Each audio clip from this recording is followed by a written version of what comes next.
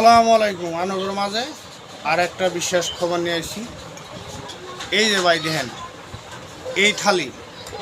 এই থালির মধ্যে অনেক দিন খাওয়ার পরে এখন কি দিয়ে বানা, গরুর হাড় দিয়ে বানা না পলেস্টার দিয়ে বানা, এটা তো আমরা নিজে দেখিনি, বুঝছেন। এই থালির মধ্যে খাওয়ার পরে আমার অনেক ওষুধপাতি বাইরে গেছে, তার জন্য বাদ দিছি।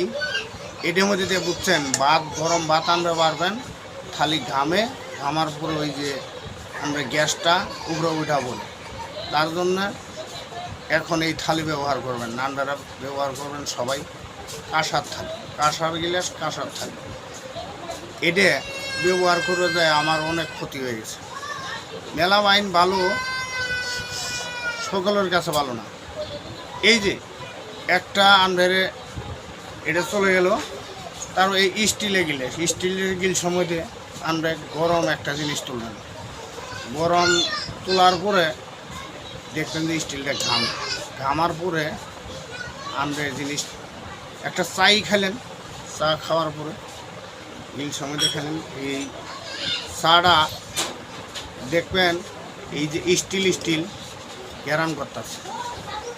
আঙ্গুরে বাংলাদেশের লোকটা নতুন হয়েছে, শুধু স্টিল মেলা বাহিনী। আগে যে মানুষ শোনেন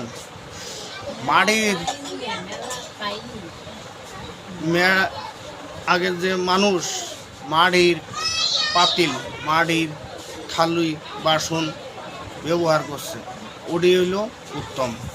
সব চাই আমরা বুঝিনি, আমরা কি মনে করি জানেন, ওটা মাটি, তার জন্যে আঙ্গুরে তো উদ্বেগ। আমরা মাটির জিনিস এই ব্যবহার করলামই যদি ঠিক, আঙ্গুর বাংলাদেশে তো উদ্বেগ হইল নিনে আমরা এগুলো ব্যবহার করবো। তো এরা এখন ডিজিটাল মানুষ হয়ে গেছে, তার জন্য আমরা এখন এগুলো ব্যবহার করতেছি, আমরা নষ্ট হয়ে গেছি, বুঝছেন।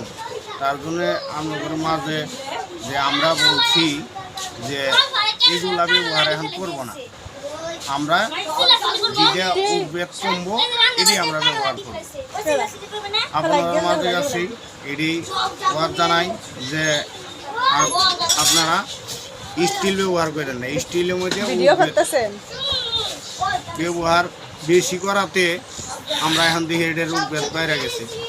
চা খাবেন আমরা এই যে স্টিলের থালির মধ্যে বাদ ধরবেন, দেখবেন যে গাইমা এই স্টিলটা গ্যারান মুক্ত আছে।